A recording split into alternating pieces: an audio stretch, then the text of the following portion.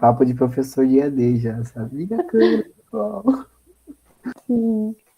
Bom, gente, para quem chegou agora, a gente começou o curso na semana passada.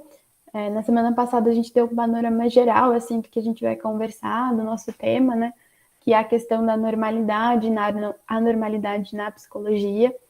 E a gente trouxe um pouco da psicologia social na aula passada, que a gente vai retomar na aula que vem, a psicologia social com outros conceitos.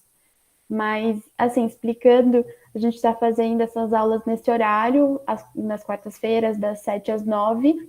E aí vai ter a aula de hoje, mais 2 aulas, e aí o curso vai ser finalizado. A gente vai disponibilizar o certificado também. Então, se vocês chegaram depois e não tiveram acesso ao formulário de inscrição, fala com a gente que a gente pega os dados e dá um jeito para também disponibilizar o certificado, que é bem legal, enfim, de participação na atividade do cursinho. Mas, enfim, eu acho que eu vou começar a apresentar aqui, mas vocês podem me interromper a qualquer momento para fazer pergunta, comentário, enfim. Pode usar a mãozinha do Meets ou falar no chat também. Eu não vou conseguir ver tanto o chat, mas o André vai me ajudar com isso. Então, eu vou começar a apresentar. Agora vem a parte tecnológica da coisa. Vocês já estão conseguindo ver? Sim. Sim, sim, sim, sim, sim. Boa.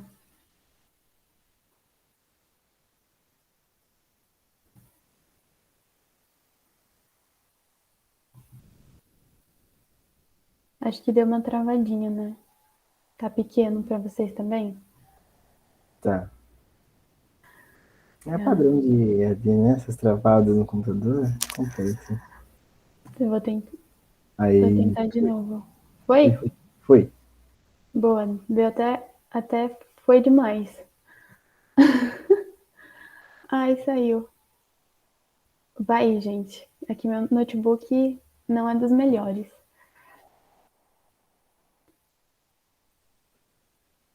Fé que fé que vai rolar. Fé que vai rolar. Se não der certo, o André pode apresentar para mim. Aí, agora foi, eu acho. Adoro esses efeitos. Eu acho muito engraçado. Enfim, eu não vou ver vocês, mas o André vai me ajudar com as mãozinhas levantadas, o chat, enfim. Bom, gente, então para começar, eu pensei em retomar um pouquinho da aula passada, para a gente relembrar o que a gente estava conversando, para não começar do zero e até atualizar o pessoal que foi chegando aí depois. Então, vou fazer uma breve retomada só das principais partes, para a gente também não se alongar muito.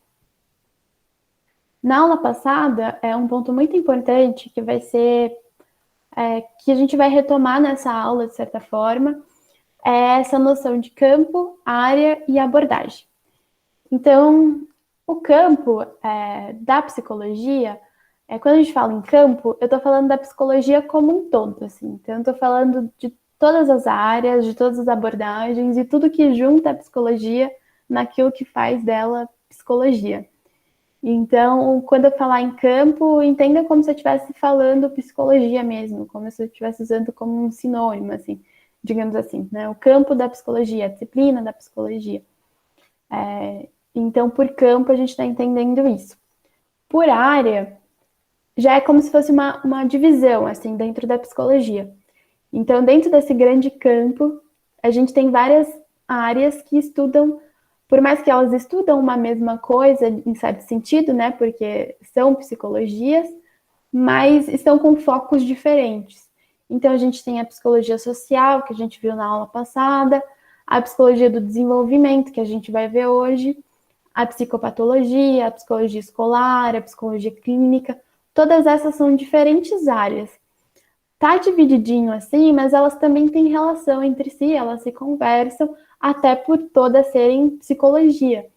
Mas tá desse jeito dividido só para ficar mais claro que elas são diferentes áreas dentro da psicologia. E as abordagens, que aí entra essas setas malucas, assim, de várias várias pessoas aqui com várias setas para todas as áreas, que é para a gente entender a noção de abordagem. Então, por exemplo, aqui a gente tem o Freud. Para quem não sabe, o Freud ele é considerado o pai da psicanálise, assim. E a gente tem o Skinner, que já é do behaviorismo radical. Não se preocupem em saber tantos esses nomes. Eu estou falando mais para usar como um exemplo para explicar que esses dois autores eles vão falar coisas diferentes sobre o ser humano, sobre como explicar o ser humano a partir desse ponto de vista psicológico. Vão entender a psicologia de diversas formas. Eles vão propor diferentes métodos de análise, de intervenção clínica, enfim. Então, eles vão ter visões diferentes. Essas visões diferentes a gente chama de abordagem. Então, a abordagem psicanalítica seria a que vem do Freud, por exemplo, a abordagem comportamental a que vem do Skinner. E aí, esses vários autores, eles representam diferentes abordagens. E hoje, inclusive, a gente vai falar desse aqui, mais para frente, que é o Piaget. Uma outra questão que eu queria retomar nessa breve revisão são dois conceitos da psicologia social que a gente viu na aula passada, que são os conceitos de invisibilidade social e humilhação social. A invisibilidade social, ela é uma invisibilidade pública que representa uma indiferença em relação às pessoas. Está muito relacionado também com o preconceito e com as desigualdades sociais, além das estruturas de dominação que tem na nossa sociedade. Então, eu vou usar o exemplo retomar o exemplo da aula passada, que foi o estudo com os garis, né? Que as pessoas, elas não davam sequer bom dia para os garis que trabalhavam na universidade, não falavam com essas pessoas, e quando o pesquisador que fez esse estudo, ele foi trabalhar de gari, ele não foi reconhecido pelos amigos, pelos colegas dele. Isso mostra um pouco sobre esse conceito, assim, sobre essa indiferença em relação às pessoas e que a gente percebe que tem muita relação com a nossa estrutura social, porque certos grupos são mais minorizados, são mais invisibilizados socialmente do que outros.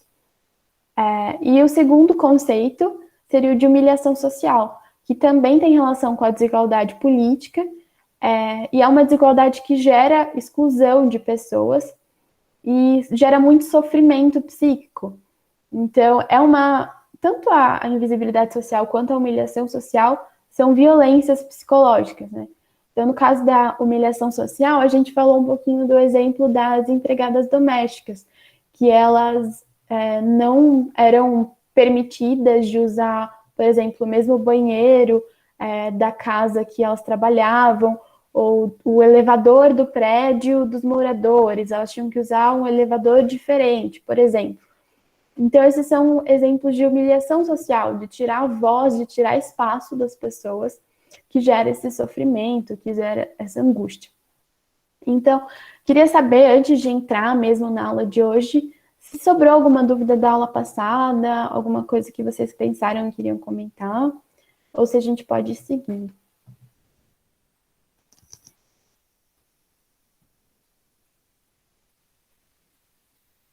Bom, acho que a gente pode ir seguindo, então. O pessoal falou que aqui pode seguir. Boa. Então, hoje o título da nossa aula é Como os discursos acerca da normalidade afetam o nosso desenvolvimento. Não sei se vocês lembram, mas no finalzinho da aula passada, a André deu a deixa, assim, em que a gente estava discutindo essa questão da normalidade, e a gente chegou no ponto de que a normalidade ela está presente durante toda a nossa vida. E pensar esse durante toda a nossa vida tem muita relação com o nosso desenvolvimento, né? Porque durante a nossa vida nós estamos nos desenvolvendo. Então hoje a gente vai entender o que é esse desenvolvimento e o que é a normalidade no desenvolvimento, enfim, como usar a psicologia para pensar essas questões. Mas antes disso, assim, antes de entrar na teoria, nos autores da psicologia e tudo mais, eu trouxe uma poesia do Carlos Drummond de Andrade para a gente pensar um pouquinho sobre algumas questões para aquecer assim para nossa aula. Então eu vou ler aqui rapidinho essa poesia. Que vai ser quando crescer? Vive perguntando em redor. Que é ser? É ter um corpo, um jeito, um nome? Tenho os três. E sou? Tenho de mudar quando crescer? Usar outro nome, corpo e jeito? Ou a gente só principia a ser quando cresce? É terrível ser? Dói? É bom? É triste? Ser, pronunciado tão depressa e cabe tantas coisas. Repito, ser, ser, ser, er. Que vou ser quando crescer? Sou obrigado a? Posso escolher? Não dá para entender. Não vou ser. Vou crescer assim mesmo, sem ser esquecer. Então, eu trouxe essa poesia para a gente pensar um pouquinho. Eu acho que tem muito a ver com o tema da nossa aula de desenvolvimento, porque traz essa questão do ser e do crescer, né? Crescer muitas vezes é até usado como um certo, no senso comum, assim, a gente costuma usar como sinônimo para desenvolvimento, né? Então, queria perguntar para vocês, assim, se vocês puderem mandar comentários no chat ou se quiserem abrir o microfone e falar, o que vocês acham que é ser? O que é crescer, né? O que são essas questões, assim, como vocês responderiam o que é ser e o que é crescer? Enfim, se o André também quiser comentar, pode ficar à vontade, mas esses primeiros minutinhos é para a gente comentar essas questões para ir entrando na aula depois.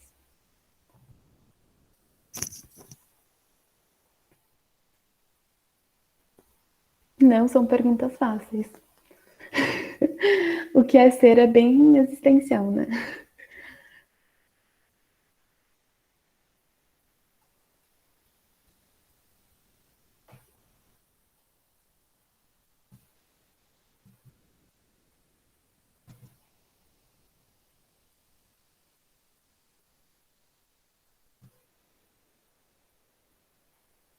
Bom, se ninguém vai.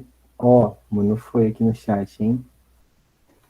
Acho que crescer muitas vezes é relacionado com a obtenção de maturidade. Bom ponto. Eu lembro de escutar bastante isso, assim, você é bem crescidinha, não pode mais fazer essas coisas. Acho que ser seria o resultado do seu crescer.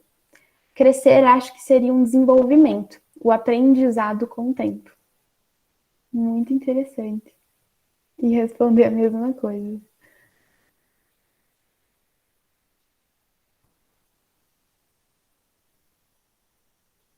Pode falar, André, também. Eu ia comentar uma parte que um verso, né? Ou a gente só principia a ser quando cresce. Né? Eu acho que a gente, quando criança, a gente sempre fala, o que você vai ser quando crescer, né? O que você vai ser quando crescer? Então, tipo, até a gente crescer, a gente não é um ser, sabe? Então, fica um pouco desse questionamento para mim, tipo, então a gente só vai se ser uma pessoa, ser alguém quando a gente crescer, né? Então acho que tira um pouco desse ser da Quando a gente criança. tiver uma profissão. Exato, quando a gente tiver uma profissão. A Manu comentou, ser me lembra essência. Não sei por quê. Ser também me lembra essência. Caramba, gente, eu não consigo responder essa pergunta. Tudo bem. Não é fácil mesmo. Como eu disse, é uma pergunta bem existencial, né? Ser, pode ser, pode estar relacionado a algo que se faz. Crescer pode estar ligado a evoluir. Interessante. Evoluir, essa questão da evolução, a gente vai conversar na aula sobre isso. Vocês acham que crescer é sinônimo de evoluir? Evoluir é uma coisa boa? A gente pode usar evoluir com diferentes formas, né? Diferentes sentidos. Interessante. Alguém quer comentar mais alguma coisa?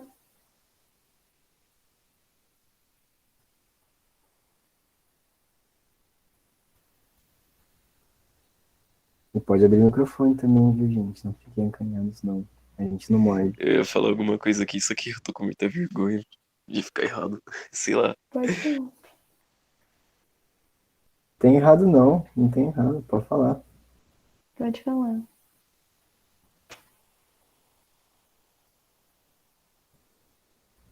Eu não sei se você se mutou, mas se você está falando, mas acho que você está mutando. Ou se você não quer falar mesmo. Tudo bem também. Eu não sei, eu não sei, eu não sei, eu não sei.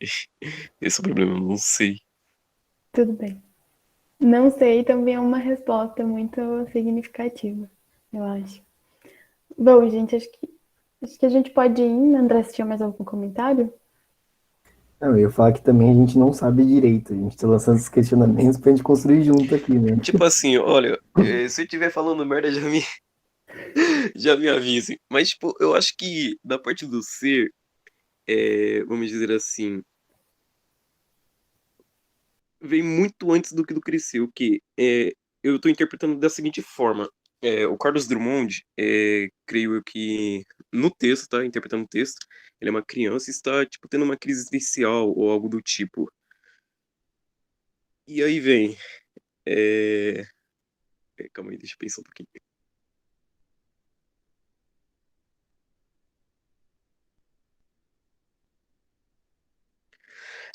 Que vem essa parte. Tem de mudar quando crescer, usar outro nome, corpo e jeito, ou a gente só se principia a ser quando cresce. Por quê? Ele está planejando o futuro daí, da minha forma de interpretar, né? Ele está vendo o futuro daí, e a partir daí que vem a parte do amadurecimento, que eu não sei quem foi que falou, acho que foi Malu, não sei, mas que acabou dizendo da parte do amadurecimento.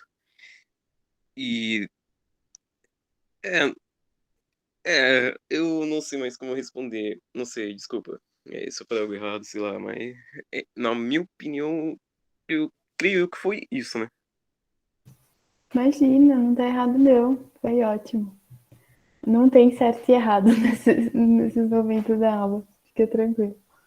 E eu acho que é muito bom também, porque esses comentários trazem, levantam as outras reflexões, né? Que quando a gente fala, quando você crescer, tá sempre muito no futuro mesmo, né? Então a gente acaba se esquecendo também de que a gente, agora, nesse momento, também é fruto de um crescer que já aconteceu no passado, né? E que muitas vezes é colocado esse crescer numa perspectiva de futuro. Eu gostei do seu comentário, achei bem legal. Sim. E muitas das vezes é uma coisa que a gente vai conversar um pouco hoje, né? Parece que o crescer é algo que acaba, né? Será que o crescer é algo que acaba? Ou será que a gente sempre está crescendo? Se a gente pensar crescer como desenvolvimento, por exemplo, que é o tema da aula de hoje, né? Então a gente vai conversar um pouco disso também. Bom, acho que eu vou passando então, se ninguém mais tiver nenhum comentário.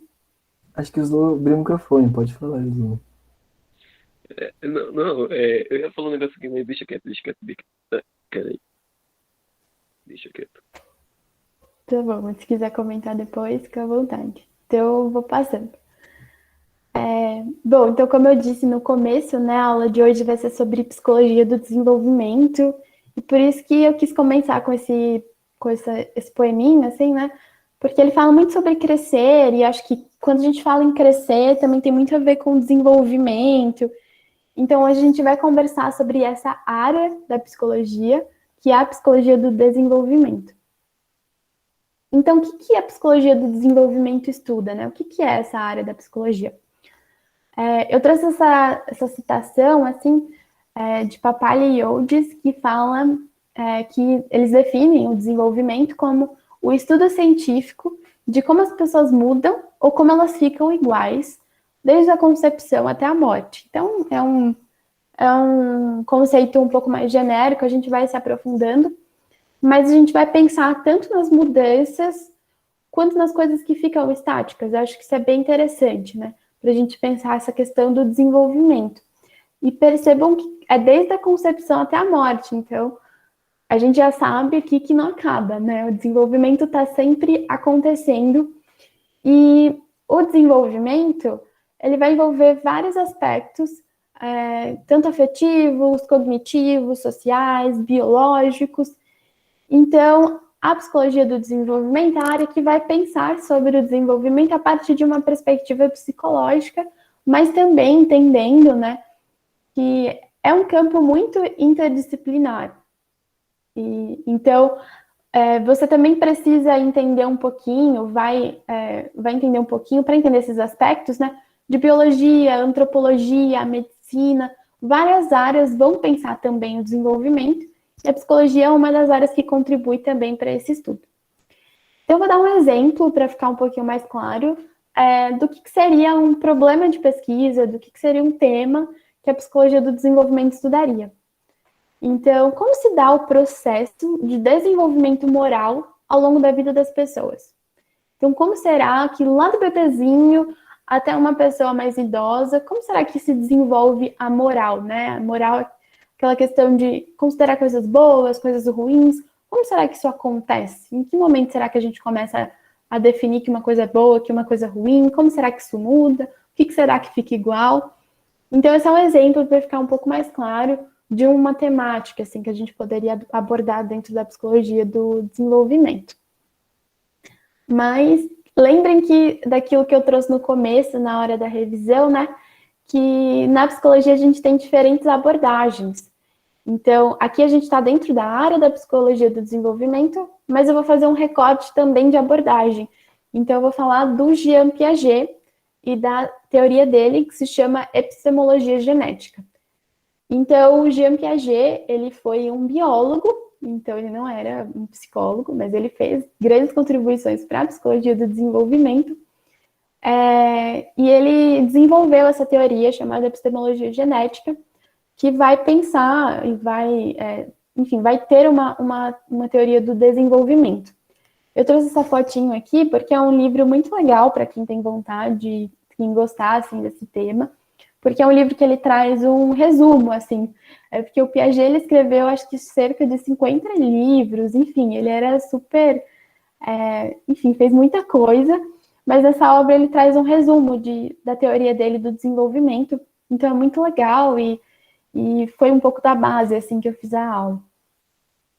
E vamos entender o que significa epistemologia genética, porque talvez pareça um nome um pouco complicadinho. Quando a gente pensa em epistemologia, a gente está pensando num campo da filosofia que discute a ciência, que discute como a gente adquire o conhecimento, é uma teoria do próprio conhecimento, né? Então, aqui, nesse caso, para entender o que a gente quer trazer como epistemologia genética para o Jean Piaget, vamos entender que é uma teoria. É uma teoria sobre algo. E aí vem a parte genética. Genética aqui não é como na disciplina que a gente tem na biologia, que a gente estuda lá os alelos e aquelas coisas de lei de Mendel, que eu já esqueci tudo. Mas sim, tem relação com gênesis, então com início, com começo. Então, uma teoria que vai falar desde o ponto de início da vida até o final, porque é o desenvolvimento. Então, é mais ou menos isso que significa essa epistemologia genética, esse termo. E o Piaget, quando ele desenvolveu essa teoria dele, ele tinha um problema de pesquisa que baseou tudo isso, que era, ele queria saber como se dá o conhecimento. Então, como a gente adquire conhecimento? Como a gente aprende? E como se passa de um nível de conhecimento para um outro nível superior? Então, como a gente sai de um nível e vai para outro? Então, ele queria entender como acontece esse processo. Acho que alguém levantou a mãozinha. Pode ir indo, pode ir indo. O Slow, acho que abriu o microfone, não sei se foi sem querer, mas se quiser comentar sobre a... Calma aí, desculpa eu cortar, mas sobre a epistemologia, ela tem a ver com as leis de Mendel mesmo? Tipo, toda a lei da hereditariedade e tudo mais? Não tem relação. Genética aqui, Tá. ele não quer falar genética, assim, fica super confuso, mas ele quer falar de gênesis de início. Então, é como se a gente substitui, assim, na sua mente, esse genética por início, por começo. Fica mais fácil. Tá. Só isso mesmo. Certo. Bom, então, eu vou continuar. E para entender o que é o desenvolvimento para o Piaget, a gente tem que entender dois conceitos muito importantes sobre o Piaget, né? Porque a gente vai falar que o Piaget é um autor interacionista e construtivista. Então, o que é o interacionismo? O que é o construtivismo? O interacionismo é a gente entender que existe uma relação dialética entre sujeito e objeto. Então, talvez pareça um pouquinho confusa, mas vamos lá. Relação dialética, por isso a gente quer dizer uma relação de mão dupla. Então, uma coisa interfere na outra, e vice-versa. Então, nesse caso, o sujeito interfere no objeto e o objeto também interfere no sujeito. Então, eu vou dar um exemplo que talvez facilite um pouquinho, depois eu vou dar outros exemplos, vai ficar mais fácil. Vamos pensar no bebezinho e na amamentação. Então, vamos pensar o bebê como o sujeito e o peito da mãe como o objeto. O bebê, quando ele vai amamentar, né, ele faz um movimento de sucção, de sugar o peito da mãe. Então, ele tem uma ação sobre o objeto, né? Lembra que o bebê é o sujeito aqui e o seio da mãe é o objeto. Então, o bebê age, ele tem uma ação, e o objeto, o peito da mãe, vai responder com o leite para ele. Então, o leite vai para o bebê. Então, uma coisa está interferindo na outra. É isso que a gente quer dizer por dialético. Depois eu vou mostrar um esqueminha que eu acho que fica mais fácil para entender. Mas antes disso, deixa eu só explicar o construtivista. Porque, por construtivismo, a gente quer entender que esse sujeito é ativo. Então, vamos voltar de novo para o exemplo do bebê. O bebê ele tem uma ação ativa de sugar o peito da mãe. Então, ele tem uma ação sobre o mundo. Então, ele não é como ele simplesmente recebesse as coisas, mas ele também age. E é por isso que a gente fala que o Piaget é um construtivista, porque ele entende que o sujeito é ativo na sua aprendizagem e no seu desenvolvimento. Então, eu vou passar para o esqueminha, porque eu acho que fica mais fácil, assim, mais lúdico. Então, a gente pensa aqui o sujeito agindo, né, a setinha para cá, no objeto. E o objeto de volta no sujeito. Então, isso seria uma relação dialética, entendendo que as duas coisas estão relacionadas, estão agindo uma na outra. Então, o bebê sugando o peito da mãe, o peito da mãe liberando, digamos assim, o leite para esse bebê. E o que vai mediar essa relação, porque isso aqui é como se fosse uma relação entre essas duas coisas, né? O que vai mediar isso vai ser a ação do sujeito. Por que vai ser a ação do sujeito? Porque o sujeito é ativo na sua aprendizagem e no seu desenvolvimento. E, assim, só para não ficar confuso, aqui o objeto pode ser qualquer coisa. Nesse caso, eu usei o peito da mãe, por exemplo. Não é um objeto, né? Faz parte de uma pessoa, assim.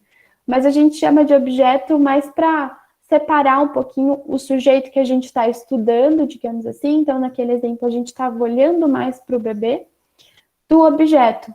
Mas aqui o objeto pode ser uma outra pessoa, pode ser o meio social, podem ser várias coisas. É só uma maneira de simplificar um pouco para a gente entender melhor. Ficou alguma dúvida dessa parte?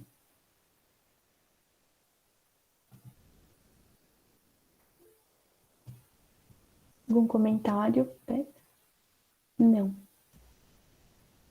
Se alguém tiver algum exemplo também, vou beber uma aguinha. Pode falar, André. Não, eu só ia comentar que eu acho que se você deixar o chat aberto, acho que não faz o barulho do chat. Eu posso conversando com o pessoal no chat enquanto isso. Aí a mãozinha faz barulho e aí daí você pode ouvir. Fechou? Agora tá tranquilo. Legal, legal. Que bom que vocês pegaram. Feliz. Fechou, então. Vou deixar o chat aberto. Aí eu não fico parando. Bom, então pensando nisso, a gente já aprendeu lá do Piaget, que era um biólogo e tudo mais, e ele pensou numa teoria chamada epistemologia genética, que ele era interacionista e construtivista, mas ainda faltam conceitos para entender melhor o que era o desenvolvimento para o Piaget. Ele vai entender o desenvolvimento a partir de 4 fatores fundamentais. E aqui, gente, não não se importem com a ordem, tá? Não faz muita diferença, porque o Piaget ele vai entender essas coisas agindo junto, né? Então, todos esses fatores, eles agem juntos, e depois eu vou trazer um exemplo para ficar um pouquinho mais fácil. Bom, o primeiro fator que eu coloquei aqui é o biológico, né? Então, uma dimensão da maturação biológica e dos instintos. Então, vamos pensar. Pensa num bebezinho, pensa num adulto, pensa no idoso. O corpo muda bastante, né? Então, por exemplo, a gente cresce, a gente vai mudando, a nossa voz muda, o nosso cabelo, o nosso rosto, as nossas feições. Enfim, várias coisas vão mudando no nosso corpo. E essa é a dimensão da maturação biológica, esse crescimento. Aqui a gente usa mais a palavra crescimento, quando a gente fala desse fator biológico. E também nos instintos. Então, resgatando o exemplo lá do bebê, o ato de sugar o peito da mãe tem uma dimensão de aprendizagem também, porque o bebê ele vai ficando melhor nisso, mas também é um instinto da nossa espécie. Então, esses seriam os fatores biológicos, né? Essa dimensão do crescimento e dos instintos. O segundo fator seria a experiência. Então, a dimensão das nossas vivências. Então, a gente vai pensar aqui que as pessoas têm diferentes experiências na vida, diferentes vivências. Então, aqui vai depender dos espaços que a gente convive, das pessoas que a gente conhece, das possibilidades que a gente teve e tem na vida. Então, tudo isso vai mudar também o nosso desenvolvimento, vai ser um fator importante para analisar o desenvolvimento. O terceiro fator seria o social. Então, aqui a gente vai pensar nas estruturas sociais, políticas, econômicas. Então, por exemplo, a forma como a nossa sociedade se organiza no capitalismo seria um exemplo de um fator que é importante para entender o desenvolvimento das pessoas. A religião, enfim, todas essas questões mais sociais vão ser bem importantes para analisar o desenvolvimento. E o quarto fator seria a equilibração, que é o processo de autorregulação e auto-organização. Então, lembra que eu falei do sujeito ativo? Isso volta bastante aqui nessa equilibração, porque equilibração seria o sujeito assimilando aquele conhecimento que ele aprende no mundo. Então, para aprender, a gente tem um papel ativo, a gente assimila as coisas, a gente se autorregula, a gente auto-organiza aquilo que a gente aprende. Então, a gente tinha um conhecimento, a gente recebe um outro conhecimento, a gente vai internamente se auto-organizar e pensar essas questões, organizar essas questões, e esse seria o processo de equilibração. Então, para ficar mais claro, e até tanto para ficar mais claro os 4 fatores, mas também para ficar mais claro como eles trabalham juntos, eu pensei em trazer o exemplo da linguagem da fala. Porque quando a gente pensa na linguagem, no falar, por exemplo, no se comunicar, existe uma dimensão biológica. Então, pensando na fala verbal, né? A musculatura da boca, a língua, tudo isso influencia na nossa fala. Então, existe um fator biológico. Mas também depende das nossas experiências, das nossas vivências. Então, por exemplo, existem pais ou cuidadores, enfim, que conversam muito com a criança e incentivam muito a criança a falar e tudo mais. Já existem cuidadores que não conversam tanto assim. Essas diferenças na criação, essas diferenças nas experiências que aquele bebê vai ter, que aquela criança vai ter, vai influenciar no desenvolvimento da linguagem, da fala daquela criança. Também tem uma dimensão social muito importante. Então, por exemplo, onde a gente nasce determina a língua que a gente fala, né? Por estarmos no Brasil, estamos falando aqui português. Mas a gente poderia estar falando outros idiomas, dependendo do lugar que a gente estivesse. E também existem os sotaques, os dialetos. Então, por exemplo, mesmo que nós do Brasil todos falemos português, se a gente comparar São Paulo com Rio de Janeiro, vão ter sotaques diferentes, vão ter algumas gírias, e isso são fatores sociais importantes do desenvolvimento da nossa linguagem. E a equilibração, porque para a gente aprender, a gente também precisa assimilar essas coisas novas que a gente recebe, vai ter um processo interno de regulação. a partir daquilo que a gente vai receber dos outros, do nosso ambiente, da nossa interação com o nosso ambiente. Então, eu fiz um slide assim de recapitulação e resuminho para a gente entender onde a gente está. Então, o desenvolvimento para o Piaget tem um caráter biopsicossocial. O que isso significa, né? É biológico, o bio, né? É psíquico e é social também. Então, não existe e aí entra também no segundo tópico, né? O biológico e o social, eles não são determinísticos, mas eles trabalham em conjunto.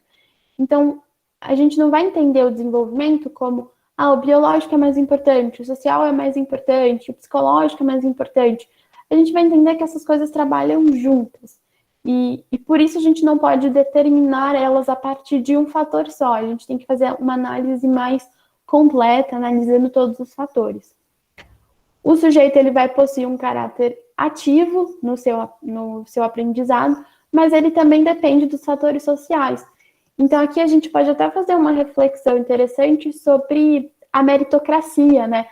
Que é muito vista em muitos discursos de é só você fazer muito, estudar muito, trabalhar muito, que tudo vai dar certo.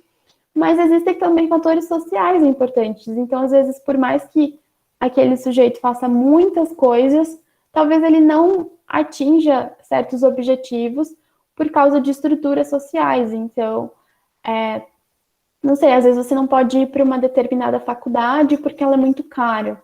Isso é um fator social importante que vai determinar também os rumos da nossa vida, do nosso desenvolvimento, das experiências que a gente tem. Então, é importante a gente entender isso, tanto o lado do sujeito ativo, mas também dessa dependência dos fatores sociais.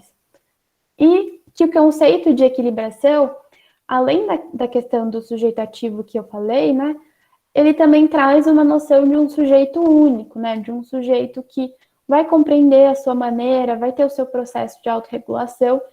Então, essa noção de que somos diferentes também, né, a gente vai analisar de formas parecidas a partir dos fatores e tudo mais, mas a gente vai entender que a união desses fatores vai gerar um sujeito único nesse processo.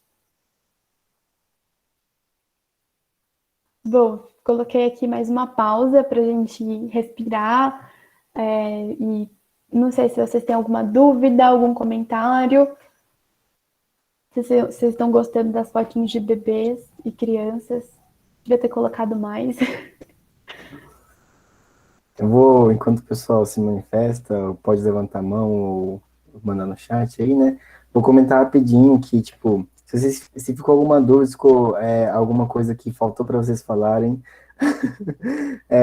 sobre essas 4 fatores do que a Joyce falou, né? É importante falar agora justamente porque esse vai ser o embasamento de toda a teoria da epistemologia genética que o Piaget vai trazer, né? Então, justamente, para explicar certas coisas que a gente vai abordar mais para frente na aula também, esses fatores são bons, e acho que é muito legal que você falou também, Joyce, nessa coisa do sujeito único, né? Mostra como é diferente, né? Cada vivência, como que pode ter diferentes variáveis, tanto no biológico, quanto no social, quanto nas vivências. E eu acho que, né, o Piaget conseguiu explicar, tentar abranger a complexidade como o ser humano na sua totalidade, de uma forma em que ele conseguiu mais ou menos manejar o que ele considera importante dos fatores para entender o que é um ser humano, né? Ó, tem uma pergunta da Manu para você aqui, Jorge. Podemos estudar o desenvolvimento de conjuntos também? Ou é algo só individual? Interessante. Seria conjuntos no sentido de grupos, Manu? Então, estudar talvez o desenvolvimento de crianças na escola, no geral. Interessante, a gente vai conversar um pouco sobre isso. Mas, sim, e é um campo de estudo que relaciona muitas áreas, inclusive da psicologia, não só do desenvolvimento, mas também tem uma área da psicologia chamada psicologia escolar, que eu vou trazer um conceito hoje no finalzinho da aula, que vai pensar, por exemplo, nessa questão do ambiente escolar, e acaba entrando muitos fatores do desenvolvimento, né, porque tem aquelas crianças, aqueles adolescentes ali, mas também a gente pode pensar na psicologia social, porque vai trazer muito da dinâmica de grupo e como grupos funcionam, e a gente tem que entender isso, né? Nesse caso, o Piaget estava pensando em estudar as criancinhas, assim, como elas evoluíam. Olha só, já usei um termo errado. Como as crianças elas se desenvolviam. Psicologia do esporte também. Inclusive, foi uma coisa que eu esqueci de falar, mas, enfim, a título de curiosidade. O Piaget, ele estudou os filhos dele para fazer a teoria dele. Isso é bem curioso, assim. Mas não sei se ficou claro, Manu, mas sim, mas envolve outras áreas também, não só do desenvolvimento. Eu acho que ele tenta abordar um pouquinho isso quando ele fala das experiências, das vivências, né? Porque é isso, né? Quando a gente vai pensar em desenvolvimento, as coisas que aquele indivíduo, aquele sujeito único viveu na vida, as coisas por qual ele passou, as situações que ele passou também afetam no desenvolvimento dele, né? Então, acaba que eu acho que por ele vir um pouco da biologia também, o foco mais dele estava em ver o indivíduo, como que esse desenvolvimento desse indivíduo vem, né? Assim, como que é feito esse desenvolvimento. Mas acaba que ele inclui na teoria dele essas questões, tanto das vivências quanto das questões sociais que estão envolvidas em, né, ser humano, né? Sim. E eu acho que vai entrar também um pouco nessa questão daqui a pouco, quando eu falar sobre os estágios e estados do desenvolvimento. Porque o Piaget, ele vai dizer que a gente passa pela mesma sucessão de estados. Então, ele vai propor 4 estados ou estágios do desenvolvimento, e ele vai falar que todo mundo passa por esses estágios na mesma ordem, mas de maneiras diferentes ao mesmo tempo. Mas isso vai ficar mais claro daqui a pouquinho quando comentar sobre isso. Queria falar rapidamente que a Jorge já deu um spoiler da próxima aula aí, que a gente vai falar sobre grupos também. Então, aí só para deixar vocês, né, ansiosos para a próxima aula também. Sim. E depois eu vou, essa coisa dele ter estudado com a família, depois eu vou mostrar um meme para vocês no final da aula, que é muito legal sobre a psicologia. Aguardem.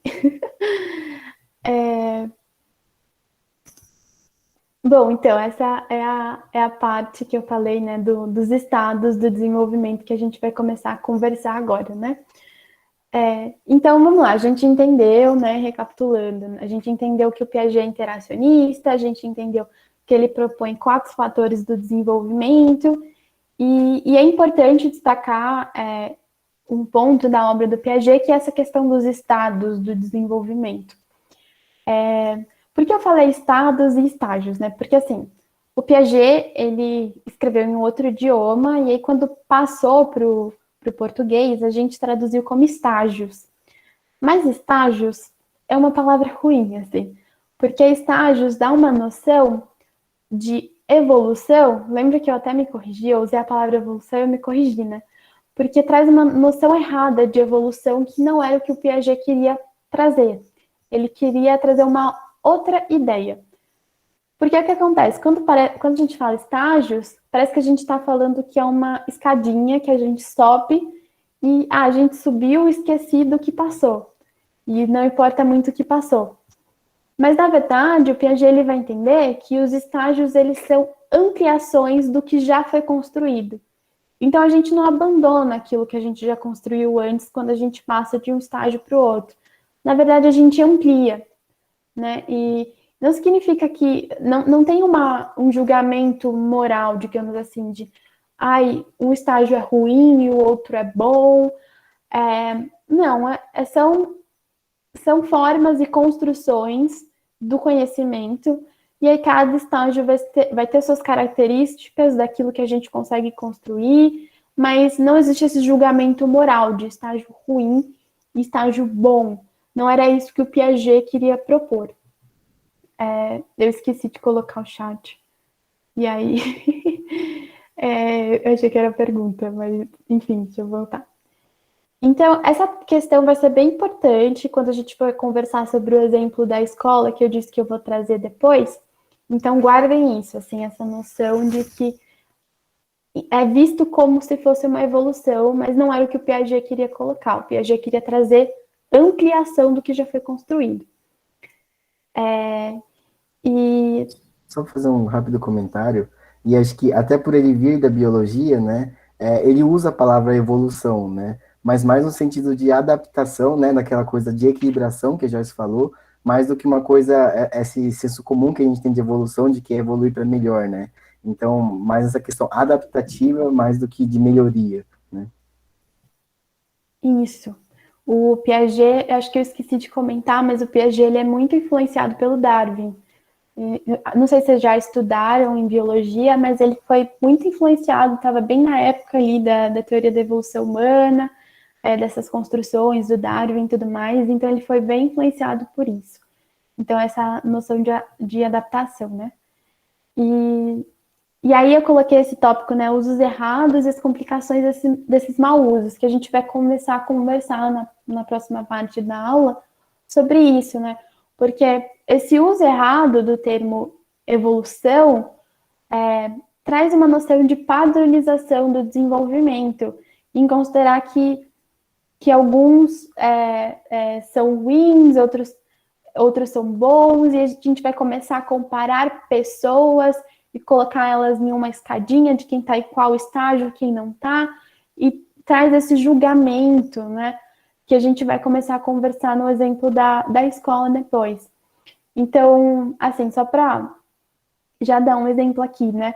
Essa noção de que existe uma idade certa para desenvolver alguma habilidade ou alguma construção nova, coloca no indivíduo a culpa por talvez não ter aprendido a ler no momento que é considerado a idade certa, entre aspas, né?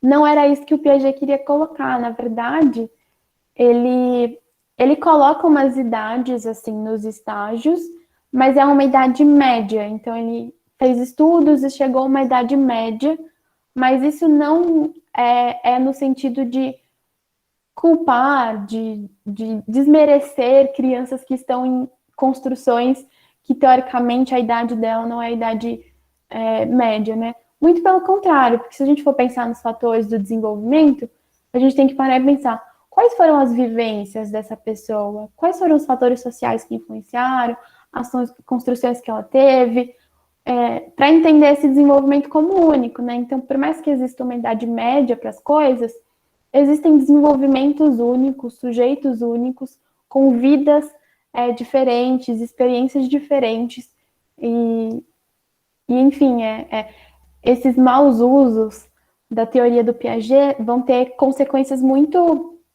complicadas no campo da educação. A gente vai conversar um pouquinho daqui a pouco. Mas, enfim, agora a gente, para dar uma quebra na aula, até para a gente contrair um pouco, assim, a gente trouxe um Mentimeter, o André vai mandar no chat, não sei se vocês já conhecem, mas é tipo uma plataforma que vocês vão responder umas perguntinhas para a gente revisar o que viu até agora, enfim, para tirar dúvida e tudo mais, ver se está tudo certo.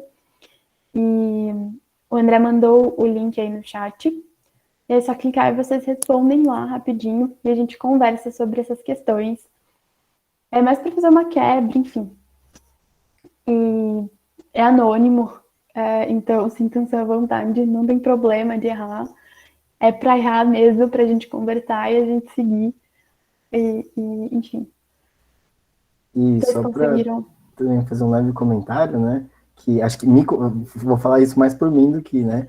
Porque me confundi um pouco no começo, né? Essa coisa de sujeito único, né? Vivência única, desenvolvimento único. Não é que tem um único só para todo mundo, né? É de que cada desenvolvimento é único. Então, todos vão ser diferentes, vai ter uma multiplicidade de desenvolvimentos, de vivências, e justamente só para não confundir esse significante do único, né? Boa, bom ponto.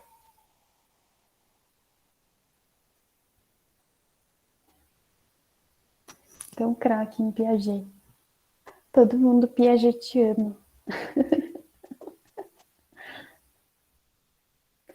E esse comentário do André me fez lembrar de um ponto, e que até acho que se relaciona um pouco com a pergunta que a a Manu fez, porque, assim, por mais que a gente pense, a gente vai pensar em sujeitos como único e tudo mais, mas a gente também vai estudar fatores e questões amplas que podem influenciar, talvez negativamente, no desenvolvimento das pessoas. Então, fatores sociais que podem prejudicar no sentido de gerar sofrimento, de gerar angústia. Então, a gente pode também estudar fatores sociais, trazer, por exemplo, das ciências sociais, da psicologia social, questões, reflexões, para refletir também sobre esse desenvolvimento e enfim. Não sei se ficou muito claro, assim, estou tentando pensar em um exemplo. Pode falar, André. Eu acho que, tipo, você fala um pouco mais da parte escolar também, né? Mas o próprio, tipo, o modo como é ensinado as aulas, né? Tipo, se usa uma pedagogia freiriana ou se usa uma outra metodologia mais, por exemplo, né, meritocrática, acho que isso já é um fator de desenvolvimento que, por exemplo, vai influenciar em como essa criança vai desenvolver, né? Isso está muito ligado ao quais professores estão dando aulas, a como que foi a formação dos professores, em que escola que está situada a criança, né? Acho que talvez esse seja um exemplo, né? Ó, é só responder. Gente, só para avisar, vai ter mais uma pergunta no mesmo link, tá? Então, se você vou passar para a próxima, mas vai ser no mesmo link. Bom. E isso de o emocional, né? O Piaget não coloca nesse termo, mas eu acho que o emocional ele passa por todos. Eu acho que isso tem muita relação também com o psicológico, né? Por que não tem o fator psicológico, né?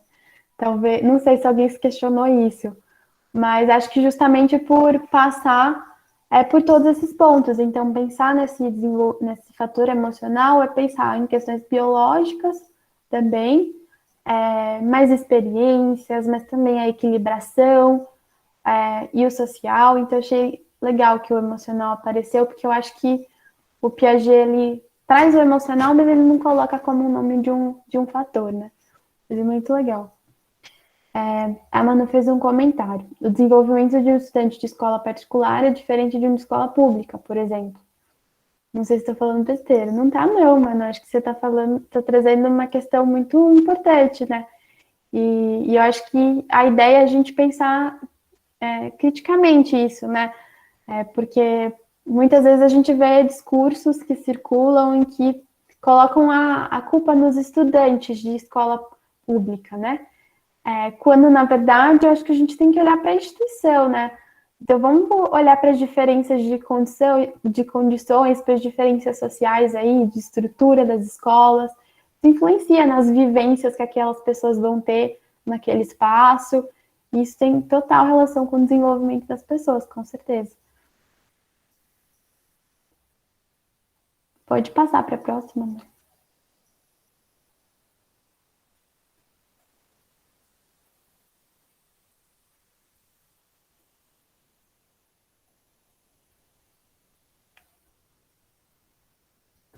Só avisando de novo, é no mesmo link que eu já mandei aqui no chat, ok?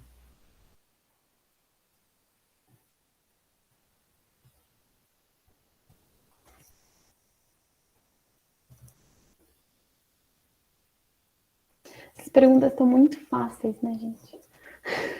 Você tá craque demais, Joyce. Muito bom. Mas eu acho que é muito importante, a gente coloca essas perguntinhas porque são momentos muito importantes da aula, assim. Então, o Piaget não só sobre o desenvolvimento, vai falar que o ser humano é, né, biopsicossocial. Então, de que ele é formado por essa estrutura que envolve esses três caráteres, né, que tem que ser olhados assim, tem que ter bastante atenção para essa completude que é o ser humano, né? Sim. E são muitos conceitos, né? Então, essa é uma forma da gente assimilar aí melhor. Acho que falando pelo Piaget, assim, para a gente se equilibrar aí fazer uma equilibração desses conceitos que a gente está aprendendo, para a gente desenvolver esse novo conhecimento, essas novas habilidades aí. Acho que pode ir para a próxima, para o próximo link.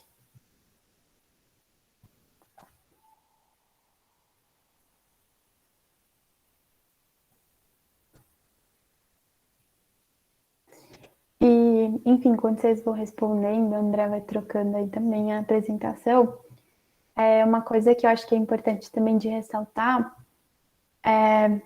que eu acho que é uma linha bem até difícil, assim, mas importante, de, por exemplo, a gente comparar essa situação do estudante da escola particular e da escola pública, né? Rapidão, Eu dá acho, para responder mais de uma resposta dessa vez, viu? Desculpa interromper, Joyce. imagina, então, gente, dá para responder mais de uma, né? A gente olha para isso para pensar o fator social também, mas a gente também não pode cair no erro de determinar aquelas pessoas pelo espaço que elas estão, né? Isso pode até acabar sendo preconceituoso. Não tô falando que você está sendo, viu, Manu? Só trazendo esse ponto, porque infelizmente a gente escuta isso, né? A gente, a gente vê discursos circularem determinando que pessoas de escola pública são uma determinada coisa, e não é bem assim também, né? A gente não pode determinar completamente uma pessoa por conta de um espaço, de um lugar, enfim, de desenvolvimento que ela está, né?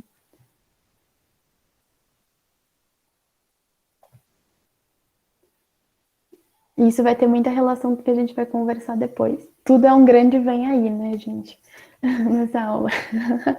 Bom, gente, eu acho que a maioria acertou. Talvez algumas pessoas tenham respondido antes de saber que podia duas, e aí foi num só, né? Mas são esses dois, né? O Piaget é um autor interacionista, aquela relação do sujeito-objeto, do comensal, e construtivista, né? Que ele vai entender que o sujeito é ativo no seu desenvolvimento, na sua aprendizagem, ele vai construir esse conhecimento. Inclusive, existem métodos de aprendizagem de escolas, assim, de ensino, que são baseadas na teoria do Piaget, assim, então talvez vocês escutem em algum momento na vida de vocês, esse é um método construtivista, essa é uma escola construtivista, que é todo um campo, assim, uma visão de como deve ser o ensino e a aprendizagem. Acho que pode ir para a próxima.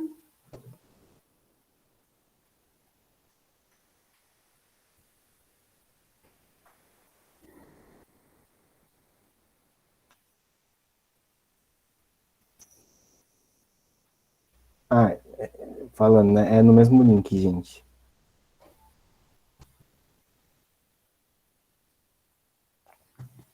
Aí o pessoal já está mais dividido.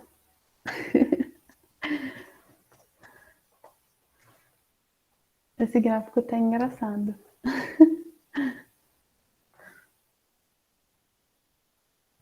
Eu acho que bugou, na verdade, porque, se eu não me engano, é pra ser duas cores. Tipo um gráfico de pizza, assim, sabe? Mas dá pra ver pelos numerozinhos. Sim. Bom, gente, mas a maioria acertou. Sair de um estágio para o outro significa superar o estágio anterior e ficar melhor? Isso é falso. Não, a gente não pode pensar nessa ideia de superação. A gente sempre pensa na ampliação. Então, sair de um estágio para o outro é ampliar o conhecimento que você tinha, as habilidades. O Piaget vai usar o termo da inteligência também. Mas, enfim, a gente não vai entrar tanto nessa definição de inteligência e tudo mais, que é bem complexo. É bem mais complexo, assim, a gente precisaria de mais tempo. Mas pensem sempre na ampliação, porque a superação dá uma ideia de que a gente vai jogar fora, sabe? Superou e ficou para trás, né? Não importa mais. Mas, na verdade, quando a gente passar de um estágio para o outro, de um estado para o outro, a gente usa aquelas construções antigas, a gente carrega com a gente. Elas ainda estão com a gente e, por causa delas, nós conseguimos passar para um outro estágio, para construir novos conhecimentos, novas habilidades. Ficou clara essa diferença, assim, dessa superação e ampliação? Se tiver alguma dúvida. Pegando um exemplo bem bobo, assim, né? Tipo, se pegar no primeiro estado que o Piaget fala, vai aprender a coordenação motora, como pegar objetos, né? não é porque você vai começar a aprender a falar, por exemplo, que você vai esquecer como que se pega um objeto, né? Vai só ampliar isso. Então, pegar um objeto vai ser também manusear o objeto, assim, né? Isso. Bom, acho que do Mentimeter fechou. A gente tem mais uma plataforma, só que essa é outra que vocês já conhecem. A gente usou na última aula. Para a gente começar a pensar, tá com o link aí? Eu tô para mandar? Tô. Tô. Mas, enfim, não tá com a pergunta lá, porque eu pensei em fazer a pergunta aqui explicando para vocês. Mas agora a gente vai passar para um momento da aula que a gente vai relacionar tudo isso com o tema do nosso curso, né? Talvez alguns de vocês estejam pensando, mas o que isso tem a ver, né? Ou não também, não sei. Enfim, mas agora a gente vai refletir um pouquinho sobre o que essa psicologia do desenvolvimento pode dizer para a gente sobre normalidade e anormalidade, né? Então, quais narrativas vocês acham que constroem um certo padrão de conhecimento, de desenvolvimento? Né? Vocês acham que existe um padrão de desenvolvimento? Assim, vocês escutam que existe um padrão de desenvolvimento? A gente já viu que o Piaget ele propõe uma outra coisa, né? Ele fala que o sujeito ele é único naquele sentido de que ele tem o seu desenvolvimento, as suas vivências e tudo mais. Mas será que todo mundo vê assim, né? E também, se vocês tiverem exemplos, assim, situações que vocês acham que mostram essa padronização do desenvolvimento, né? Essa ideia de que todo mundo se desenvolve da mesma forma. Não sei se ficou claro as perguntas, mas é para a gente refletir sobre essas questões. Ficou várias coisas mesmo. Creio eu que todos nós temos outras formas de desenvolvimento. Sim, é um pouco disso que o Piaget também vai trazer, né? Vocês acham que existem espaços assim que aparece essa questão de padronizar o desenvolvimento? Pode falar, André, você abriu o microfone. Vou beber uma água. Não, imagina. Eu acho que dá até para relacionar com um pouco, né, do que a gente falou da aula passada, essa questão do que é o normal, né? Então, o que é o normal esperado quando a criança está na escola, por exemplo? Ou o que é o normal da criança quando ela está crescendo, né? Qual que é o normal que sempre falam que tem que ser, né? Qual que é esse padrão que é construído? Vocês falaram muito de padrão, né, na semana passada, eu acho que se aplica um pouco aqui também. E aí, quais que são esses momentos que a gente ouve, né, sobre esse padrão? Em que momentos que é construído esse padrão, né?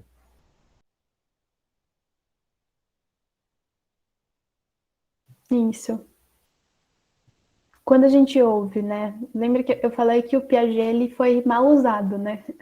Ele foi usado de uma maneira mal interpretada, né? No sentido de colocar o melhor e o pior, de colocar essa ideia de que existem, enfim, estágios melhores e piores. Então, será que tem espaços que esses discursos, essa ideia aparece mais, né? Letícia fez um comentário. Escolas padronizam todos nós, tipo padrão de bom aluno. Sim, a gente vai conversar bastante sobre isso. Mas a escola é um exemplo, infelizmente, é um exemplo que mostra muito disso. Acho que ficou padronizado muito por conta de como o ensino escolar é feito. Os conceitos de normalidade e anormalidade são criados pela sociedade e talvez quando alguém fique fora do padrão de normal, pode sofrer consequências. Sim.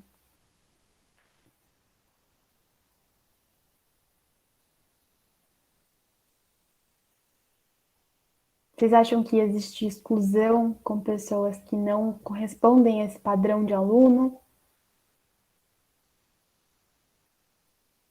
As escolas têm um método de ensino padronizado, o que pode prejudicar alguns alunos, já que cada um tem o seu próprio método de aprender algo, o que pode prejudicar o aluno.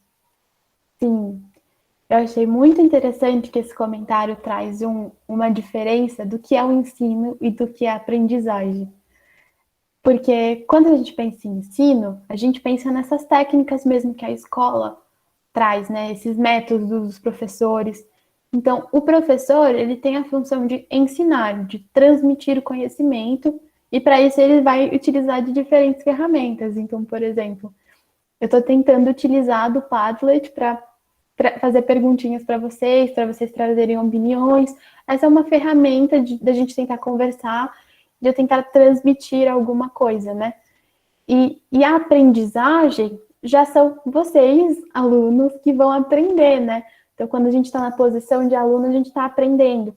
Isso não significa dizer que o professor ele só joga coisa no aluno e o aluno ele só é aquele que recebe. Não, né? O aluno ele é bem ativo, ele pode ensinar o professor muitas coisas, mas isso é importante. Eu vou voltar nisso depois, mas só para já deixar aqui, porque muitas vezes a gente escuta problemas de aprendizagem e a gente só escuta os problemas de aprendizagem. Mas quando é que a gente escuta falarem dos problemas de ensino, dos problemas da escola em ensinar, dos professores em ensinar? Isso costuma ser bem negligenciado, né? Deixa eu ler aqui os comentários. A padronização do desenvolvimento pode ser, no momento, trabalhar desde pequeno para não ser um adulto preguiçoso. Na escola, o inteligente vai ser sempre superior ao preguiçoso. A competitividade dentro de muitos aspectos em nossa vida. Sim, eu estudei numa escola que separava as pessoas. Não sei se vocês já viram isso, mas separavam os alunos nas classes dos melhores alunos dos piores alunos, assim, era bem péssimo, causava muita angústia, muito sofrimento, era bem horrível. Infelizmente, é bem comum. Algumas escolas têm métodos mais interativos de ensino e mais abrangentes, porém, normalmente são escolas particulares e de alto custo. Sim, infelizmente. Acredito que seja por expectativa alheia, seja por conta dos pais ou professores, onde focam em matemática, mas quando se fala em arte, é algo banalizado. Muito interessante, né? Porque acho que esse comentário mostra como o que é bom de se desenvolver é bem relativo, né? Depende muito da sociedade que a gente está. Então, no contexto que a gente está, o bom seria ser bom em matemática, porque aí você vai ser não sei, engenheiro, e isso é bom, mas se você é bom e você desenvolveu habilidades artísticas, isso é considerado uma coisa ruim, né? Então, tô vendo como é problemático a gente colocar esses termos melhor, pior, né? E se relaciona muito com o comentário do preguiçoso também, né? Ah, ele fica desenhando na aula, ele é muito preguiçoso, ele não quer estudar, né? Já ouvi isso já também de professores. Sim. O senso comum criou tipo uma tabelinha imaginária que determina as coisas que precisamos aprender, fazer, achei, até determinada idade, fazendo com que quando isso não seja feito, vejam a pessoa como anormal. Sim. E de novo, né? A pessoa que é o problema, né? É o problema por não atender uma expectativa que nem era dela, né? Quando somos crianças, as professoras dão estrelinhas douradas para os melhores alunos. Já vi isso também, infelizmente. Deixa eu ver, acho que algum comentário, perdi. Eu acho que é isso. Acho que é isso. Acho que tem mais uma pessoa escrevendo, então vamos esperar, né, o comentário e a gente segue. É muito legal os exemplos de, assim, né? Não é legal. É legal que vocês trouxeram muitos exemplos, mas são assuntos, infelizmente, muito tristes, né, da gente ver. E já adiantou algumas temáticas também, né? Tipo, uma palavra que me chamou a atenção foi competitividade, né? E muitas vezes essa competitividade, ela é até incentivada nas escolas, né? Até nesse exemplo que a Joyce trouxe, né? De dividir a sala dos melhores alunos dos piores. Na minha sala também tinha, na minha escola também tinha. Tinha os alfa e os beta. Meu, sabe? Tipo, nesse nível. Sim. Tem um cursinho muito famoso em São Paulo, particular, não vou falar o nome, né? Mas um dia eu fui fazer uma prova para tentar ganhar uma bolsa, assim, porque eu estava na época de fazer cursinho.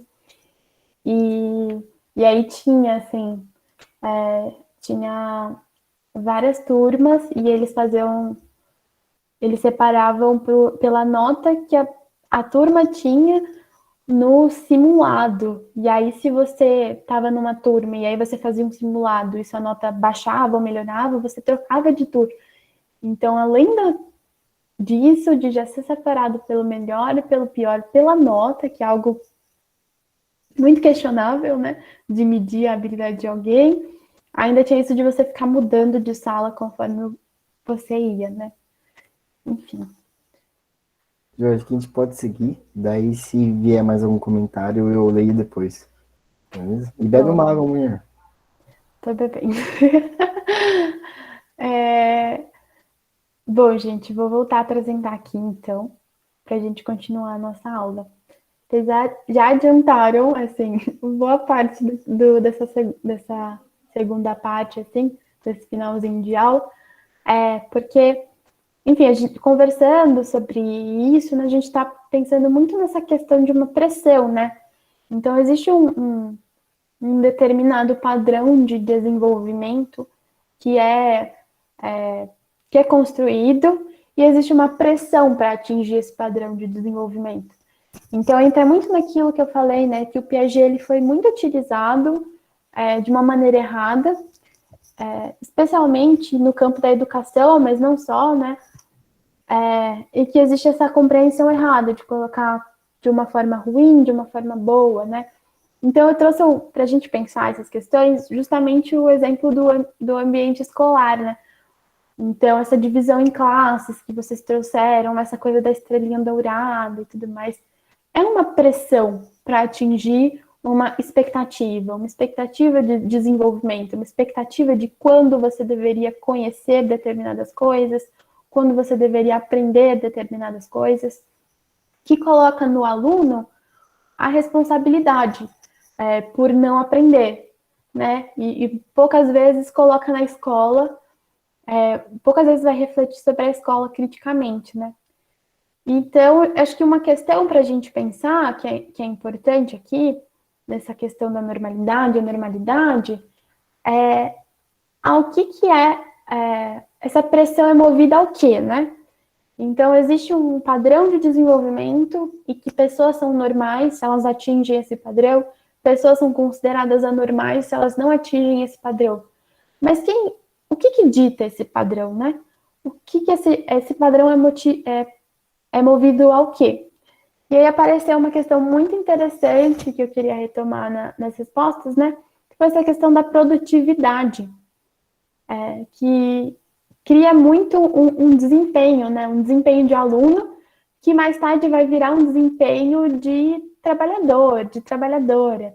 Então parece que a escola, ela é como se ela fosse um pequeno trabalho, em que o ensino é cada vez mais voltado ao mercado de trabalho, e que ele seleciona comportamentos mais produtivos que respondem a uma lógica capitalista de enxergar o trabalho e o ensino. Então, o melhor é aquele que está sempre tirando notas boas e que ele nunca está mal, ele é o mais rápido, ele faz as coisas mais rápido, ele sempre tira 10, ele é bom em todas as coisas. Isso parece até um trabalho mesmo, né? Uma seleção. Não sei se vocês já passaram por alguma experiência de entrevista de emprego, talvez não, mas provavelmente vocês conhecem alguma história ou sabem como funciona, né? Parece uma seleção, né? De quem que vai conseguir esse emprego, né? Quem que vai conseguir isso? E as pessoas que não respondem a essa lógica, que não são boas em tudo, que talvez não aprendam o mais rápido todas as vezes, que é uma lógica que cria um padrão impossível de você acompanhar, tratam os seres humanos como máquinas, assim, de produção, de ser melhor.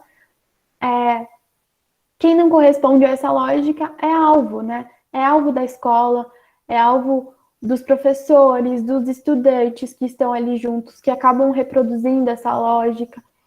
Então, é o que é considerado anormal, o que é considerado patológico, inclusive, doente mesmo. E eu trouxe um exemplo. Joy, só antes de se dar o exemplo, eu vou só ler o último comentário que chegou aqui, que acho que tem tudo a ver com a sua fala. As escolas ensinam os alunos com o objetivo de profissionalizarem empregos, entre aspas, convencionais, os empregos considerados, entre aspas, normais. Os alunos que saem dessa curva ou não possuem interesse nesse tipo de empregos são julgados pela sociedade. Total, e tem tudo a ver também com um poema que a gente leu no comecinho da aula, né? Vou resgatar rapidinho, que não lembro exatamente as palavras, mas eu lembro que no poema existe esse questionamento, né? Será que eu só vou ser quando eu crescer e ser alguma coisa assim, uma profissão, as minhas escolhas, né? Então a gente é determinado por isso, pelo trabalho, por aquilo que a gente vai conseguir, pelas expectativas do outro, né, da nossa sociedade. Então, isso é bem interessante da gente pensar sobre.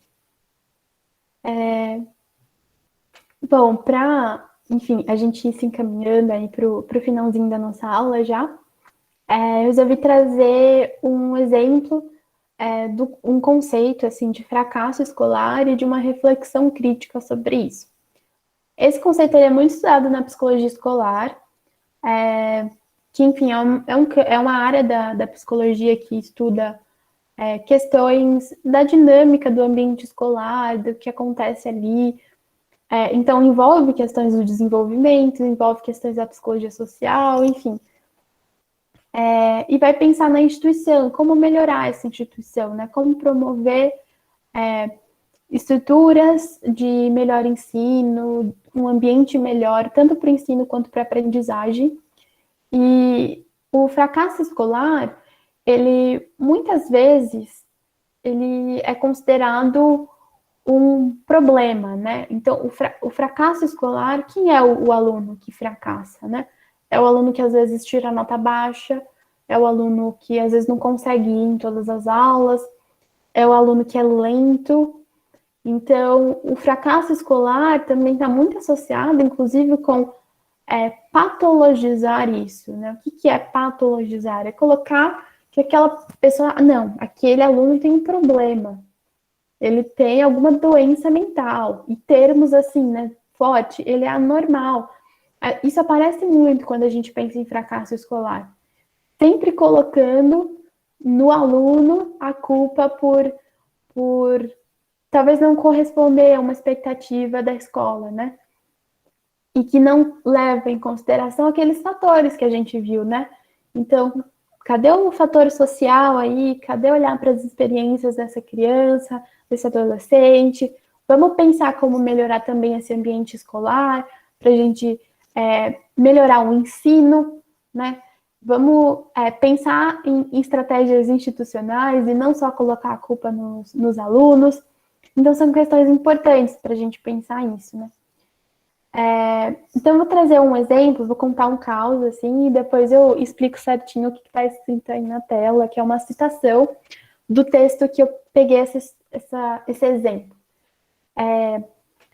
Esse estudo é de uma professora lá da USP, e ela recebia, ela fez como se fosse um estudo de campo, assim, que ela recebia várias demandas e queixas escolares, ela é psicóloga escolar, e ela ia nas escolas entender o que estava acontecendo, por que estava recebendo aquela demanda, aquela queixa. Então, para entender, por que essa escola está chamando um psicólogo para cá, né? E aí ela fez todo um caminho de, primeiro, pesquisar nos bastidores, assim, o que estava acontecendo, né? E as várias versões do que estava acontecendo. Então, ela conversava com os professores, com a instituição de maneira geral, diretores, coordenadores, mas também com os estudantes, para olhar essas várias versões do que estava acontecendo. E ela conta especialmente do caso de um estudante, que a gente vai chamar ele aqui de Paulo, para ter um nome e facilitar aqui. Então, o Paulo ele era um estudante que era considerado um desses alunos anormais, um desses alunos lentos. E a professora, ela chama a psicóloga porque ela acha que ele tem algum problema mental por isso. Por não ir tão bem nas notas, por não conseguir fazer a lição tão rápido. E aí essa psicóloga escolar, ela vai estudar essa instituição e ela vai descobrir várias coisas interessantes aqui que eu acho que a gente pode pensar sobre. Que ela descobre que essa escola, ela se dividia em classes regulares e lentas. E conversando com o Paulo, ela descobre que durante atividades que ela promovia dinâmicas com os alunos para conhecer eles, se aproximar, entender o que estava acontecendo, ela descobre que o Paulo ele nem se sentia capaz de fazer as coisas. E quando ele fazia, quando ele ia bem numa atividade que ela pedia para eles fazerem, alguma dinâmica, ele se surpreendia muito, porque ele não estava na classe dos regulares. Ele estava na classe dos alunos lentos, dos alunos ruins, dos alunos que estão para trás. E, além disso, essa ideia, né, de que essa professora vai fazer essa reflexão, né, de como quando a gente divide a classe dessas formas, é como se a gente estivesse falando, a gente não pode parar. Então, eu vou separar aqueles que estão um pouquinho mais lentos, vou separar daqueles que estão indo no tempo que eu acho certo, né, porque eu não posso parar, eu tenho que conhecer mais. Parece que é uma produção, né, parece como se a gente estivesse falando de uma fábrica, assim, de produzir mais coisas. E, enfim, além disso, conversando e conhecendo a instituição, ela vai descobrir também que os professores, eles não conversavam entre si. Então, o Paulo era muito bom numa disciplina que eu não vou lembrar agora, eu não lembro se era artes, se era educação física, mas era alguma disciplina que ele era muito bom. E isso não era levado em consideração, era levado em consideração outros aspectos. Então, você percebia também que os professores não se conversavam e também percebia que não existia uma participação muito ativa dos pais, porque os pais, eles não questionavam muito a escola, né? É uma coisa que, infelizmente, acontece bastante, dos pais se sentirem inferiores em relação à escola e dos professores se colocarem nesse lugar de não ouvir, né? E da diretoria, da coordenação, desse espaço de quem sabe, quem detém o conhecimento e os outros não questionam muito, né? Então, os pais achavam normal, né? Essa separação de classes, dos melhores e dos piores, por exemplo. Por mais que a gente perceba nas dinâmicas e nas conversas com o Paulo, que ele se sentia mal de estar na sala que era considerada ruim, que ele nem acreditava nele mesmo por causa disso. Então, a partir disso, né, acho que vai ficar mais clara agora essa frase que está aqui no slide, né? Que as ideias de falta, anormalidade, doença, carência, elas dominam a formulação das queixas a respeito das inúmeras crianças que são encaminhadas pelas escolas para avaliação psicológica, né? Então, quando chamam um psicólogo? Quando tá dando problema, né? Então, se a criança tá demorando demais para fazer a lição, deve ter algum problema mental aí, né? Então, o psicólogo é chamado nesses casos. Por quê? Porque o problema está na criança, não está na escola, não está no ensino. E essa é justamente a crítica que essa professora vai trazer, né? Ao olhar para esses outros fatores. Então, pera lá, vamos olhar para essa escola, né? Será que a gente não deveria repensar esse modo de organização da classe dos melhores e dos piores? Né? Será que isso não é exclusivo, no sentido de excluir os estudantes? Será que a gente não deveria incluir mais? Né? Será que a gente não deveria respeitar mais o tempo? Será que a gente não deveria olhar lá para aqueles fatores do desenvolvimento e lembrar que, por mais que os estudantes eles têm essa dimensão única, né? Tem também questões sociais importantes, né? Então, vamos olhar para essa escola. Onde que essa escola está localizada? Quem são esses alunos, né? Vamos pensar nisso. Quais são os métodos de ensino que são usados? O que será que essas crianças não estão aprendendo? Caramba, tem uma classe inteira de estudantes que é considerada estudantes ruins. Será mesmo que são esses estudantes? Será que a gente tem que pensar o jeito que a gente está ensinando? Então, enfim, acho que isso é muito importante para a gente refletir sobre sobre isso, né? Sobre essa culpabilização que é feita das pessoas, e não é bem assim, né? Acho que a gente tem que pensar nas ações sociais. Acho que a psicologia ela traz contribuições para isso, né? Porque muitas vezes a gente, né, no senso comum, acha que a psicologia é olhar para o indivíduo, e apenas isso. Mas para a gente entender aquelas pessoas, a gente tem que olhar para muitos fatores sociais, para as vivências, para as condições, né? E a gente tem que pensar também que os sujeitos são únicos e que não dá para colocar todo mundo nessa caixinha de produtividade e de padrão de desenvolvimento, não. Mas era um pouco disso, assim, da aula de hoje, de mostrar como a psicologia do desenvolvimento e também esse conceito da psicologia escolar, essas reflexões da psicologia escolar, podem nos fazer ampliar um pouco essa visão, né? Dessas coisas que são consideradas normais e anormais também. A gente refletir criticamente sobre isso. E, enfim, eu acho que é isso. Eu coloquei um bonequinho aqui de obrigada pela atenção. Mas acho que a gente pode continuar conversando, assim, se vocês quiserem trazer algum comentário e tudo mais. Fiquei pensando aqui agora, né? O que vocês acham que essa aula tem a ver com a aula passada também, né? A gente conectar um pouquinho isso. A gente tem uns minutinhos aí. Mas era isso. Vou parar de apresentar para a gente conversar. Deixa eu ler aqui os comentários. Os introvertidos são muito rotulados de esquisitos anormais. Sim. Inclusive no teste de personalidade do Enem não dá opção de você ser introvertido.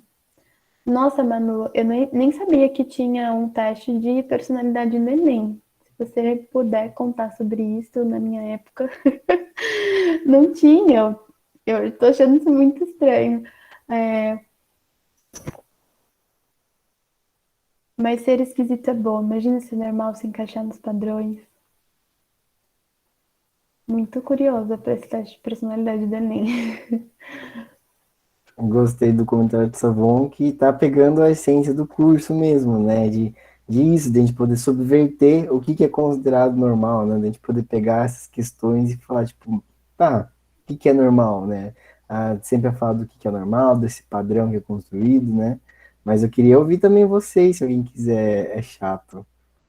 Se alguém quiser comentar também alguma ideia que veio no decorrer da aula, algum pensamento que veio no decorrer da aula, essa conexão que a gente já falou da aula passada. Mas que legal, tô curtindo muitos comentários. Vai lá, Yasmin. Eu queria comentar uma coisa que eu achei interessante no meio da aula, que é sobre o psicólogo ser chamado em algumas situações. Por exemplo, eu já assisti alguns vídeos, tipo, tem umas páginas no Facebook que é muito legal, que os pais só descobrem que seus filhos são autistas, depois que eles percebem que ele não tem o mesmo acompanhamento que as outras crianças. E aí, tipo, como é que os pais chegam nessa conclusão que o filho tem algum problema só depois que eles percebem que ele não acompanha o mesmo comportamento de outras crianças? Então, eu achei que isso é interessante, que eu acho que os pais deveriam ter esse olhar mais atencioso desde quando a criança é pequena, né? Desde da creche, ter esse acompanhamento psicológico desde pequena. Que eu, né, muito estranho os pais quererem acharem que é estranho só depois de ver que ele não tem aquele mesmo acompanhamento que as outras crianças.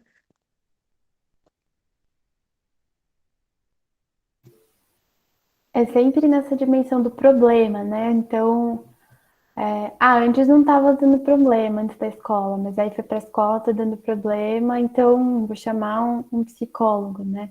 Parece que é muito nesse caso, assim.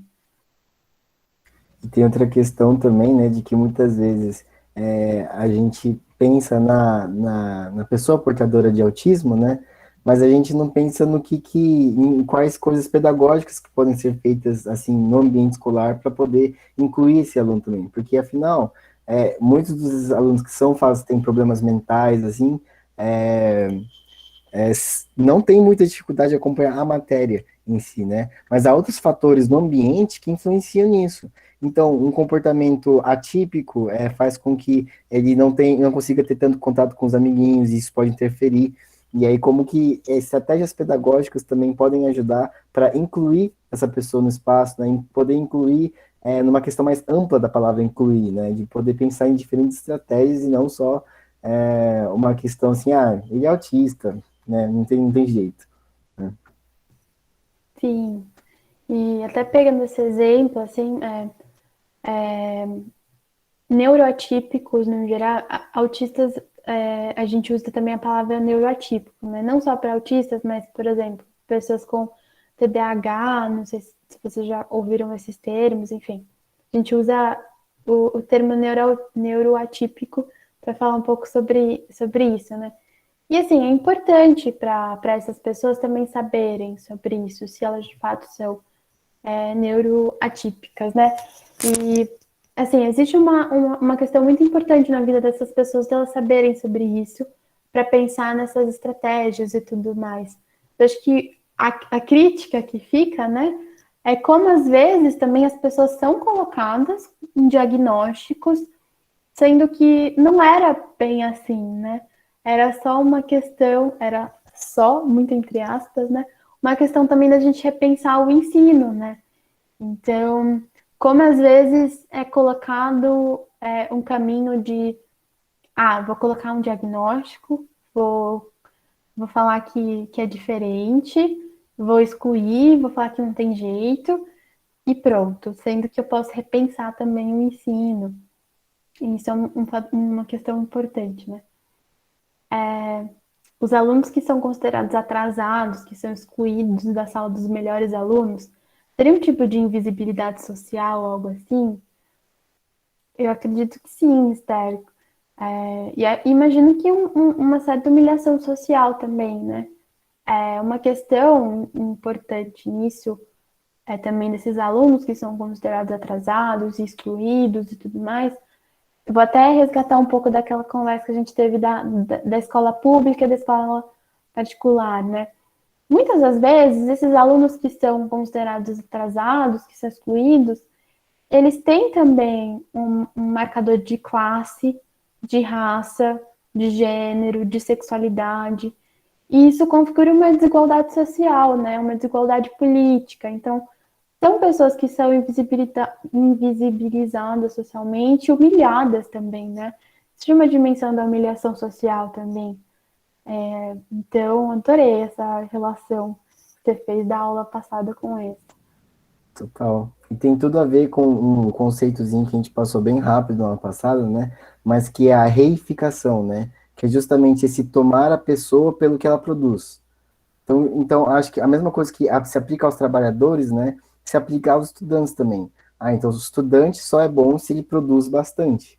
O estudante só é bom se ele produz boas notas, né? Então, você tomar o estudante com toda a complexidade que ele é, só pelo que ele produz, também é um tipo com essa exclusão que a Joyce falou, né?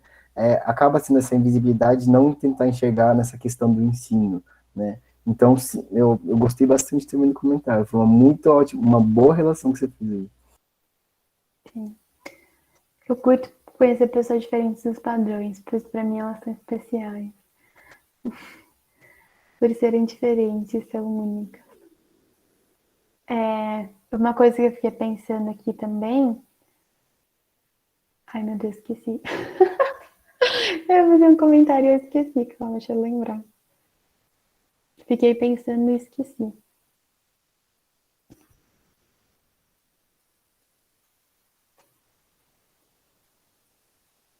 Deu branco. Nossa, na mesma hora, né? Enfim, talvez em algum momento eu lembre. Mas eu só queria. Posso fazer um comentário então, Iver?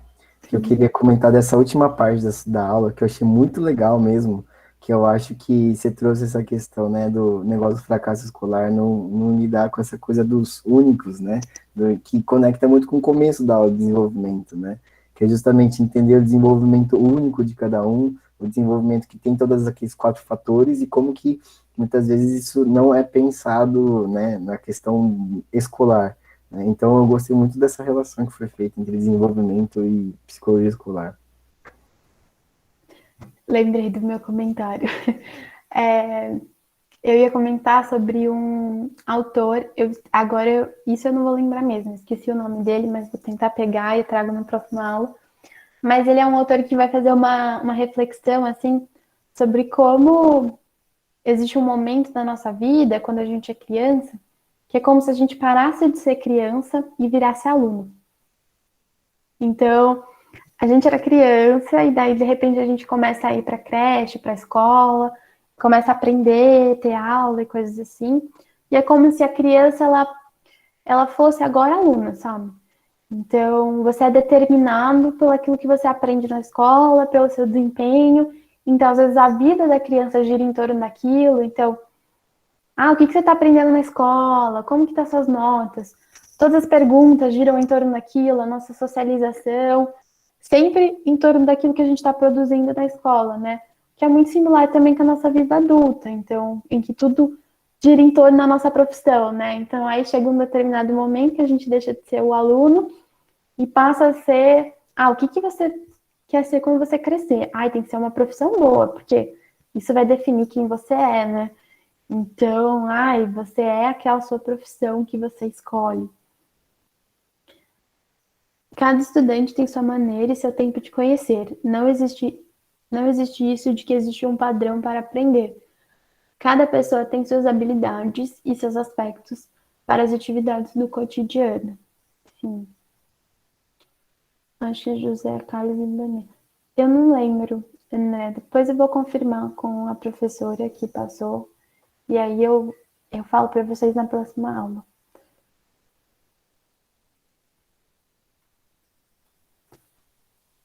Mas eu acho que é isso. Alguém tem mais? Espero mandar um comentário. Deixa eu ler.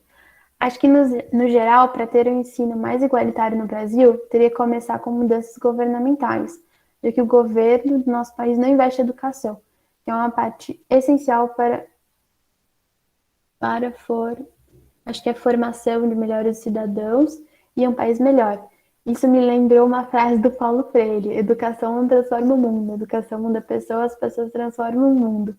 Adorei, inclusive foi o centenário do Paulo Freire no domingo, não sei se vocês viram, acho que sim, porque teve bastante coisa sobre, mas achei isso muito legal, Esther, porque eu acho que isso conecta muito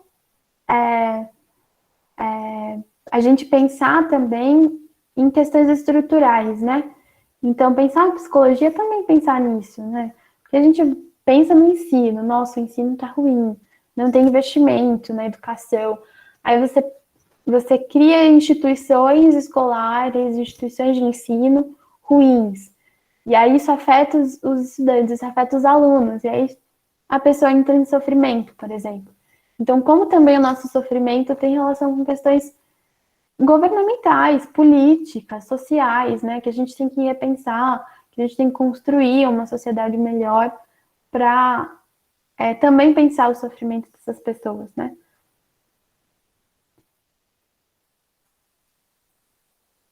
Muito legal. Se não me engano, desculpa, era Jorge Duó. Você pode mandar no chat para o pessoal. Tá, vou mandar. Eu acho que é esse mesmo. Uhum.